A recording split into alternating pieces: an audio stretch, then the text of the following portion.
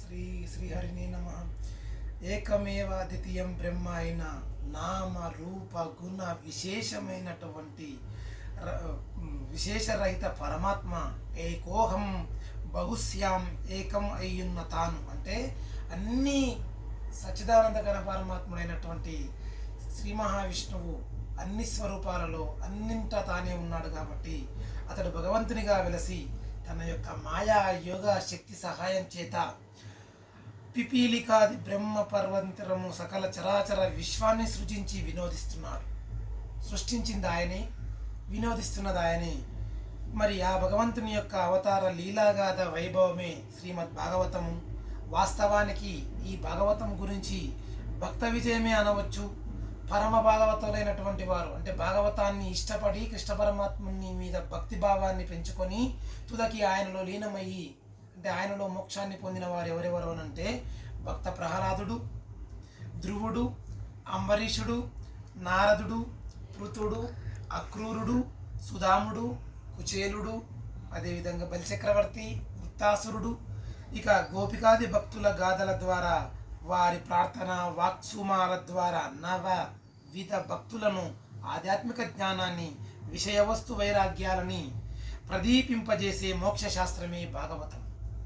భాగవతము శ్రవణము బ్రహ్మానందదాయకం, గ్రంథాధ్యయనం, యోగ అభ్యాసనం, వేదాంత శ్రవణ గీత పారాయణల ద్వారా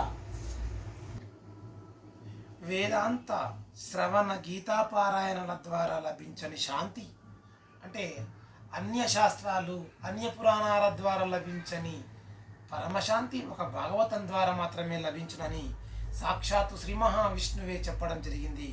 శాంతి, ఆనందము, భక్తి, జ్ఞాన, వైరాగ్యాలు భాగవత శ్రవణము చే లభించును. ఇక్కడ ఒక చిన్న సందేహం ఏమిటంటే చాలామంది భక్తజన సంద్రోహానికి ఒక చిన్న సందేహం రావచ్చును. అదేమిటంటే వయసు అయిపోయాక ఇవన్నీ వినవచ్చును, శ్రవణం చేయవచ్చును, తనంటే చదవవచ్చును అనిపించవచ్చు. కానీ ఏ వయసులో ఎవరికి మరణం సంభవించునో తెలియదు కాబట్టి ఉదాహరణకి మహాభారతంలో మనకి పాండవులలో అర్జునుడు మధ్యముని యొక్క పుత్రుడైనటువంటి అభిమన్యుడు 16 సంవత్సరాల వయసులోనే యుద్ధ రణరంగంలో ఆయన మరణించడం జరిగింది. మరి అటువంటి 16 ఏళ్ళ వయసులోనే మరణించాడు కాబట్టి ఆయనకు అప్పటికే కొంతవరకు కొన్నింటి మీద శాస్త్రాల మీద పట్టు ఉన్నది కాబట్టి మోక్షాన్ని పొందడం జరిగింది. అందుకే ఎవరి వయసు ఎలాగుంటుందో కాబట్టి తెలియదు కాబట్టి మొక్కైవంగాన్ని మానవగుణ అనేటటువంటి శాస్త్రాన్ని మనం అనుసంధానంగా తీసుకొని భాగవత శ్రవణం చే లభించింది కాబట్టి అన్ని శాస్త్రాల కన్నా ముఖ్యమైనటువంటిది, వాటితో పోల్చుకుంటే భాగవతమే ముఖ్యమైనటువంటిది. ముక్తి మార్గానికి దారితీయును భాగవత శ్రవణము చదవడం చేత ఆనందించగలము, మోక్షం పొందగలము. అందుకని దీనికి వృత్తాంతము, దీనికి ఉదాహరణ మరి పాండవులలో మధ్యముడైనటువంటి అర్జునుని యొక్క పుత్రుడైనటువంటి అభిమానుని యొక్క కొడుకైనటువంటి పరీక్షిత్ మహారాజే. పరీక్షిత్ మహారాజు వృత్తాంతమే ఈ భాగవతానికి శ్రవణానికి తార్కాణం అని చెప్పవచ్చు. ఇంతటి మహోత్తరమైనటువంటి వస్తువును వాడుక భాషలో రాస్తే అధిక సంఖ్యాకులు ఆనందించగలరని సంకల్పంతో ఈ ప్రయత్నము మనందరి కోసం చేయబడింది. మరి ఈ భాగవతాన్ని ఎవరు రాశారు అనంటే విఘ్నేశ్వరుడు రాశాడు, వ్యాస భగవానుడు చెప్పాడు.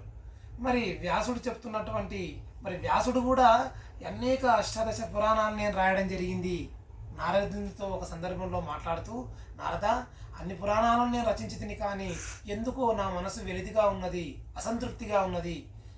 సంపూర్ణమైన తృప్తి చెందాలంటే ఏం చేయాలి అనంటే కృష్ణ పరమాత్ముడు సాక్షాత్ శ్రీమన్నారాయణుడు సచ్చిదానందగణ పరమాత్ముడైనటువంటి వాసుదేవుని యొక్క లీలాగానాలను, లీలా కథలను, అమృతాన్ని రాస్తే తనివి తీరుతుంది, మీకు అదొకటే లోటు వెలితి అని చెప్పగా నారదుని యొక్క మోటివేషన్ ద్వారా ఈ యొక్క వ్యాసుడు చెప్తూ ఉంటే విఘ్నేశ్వరుడు ఈ భాగవతాన్ని మనకు అందించాడు.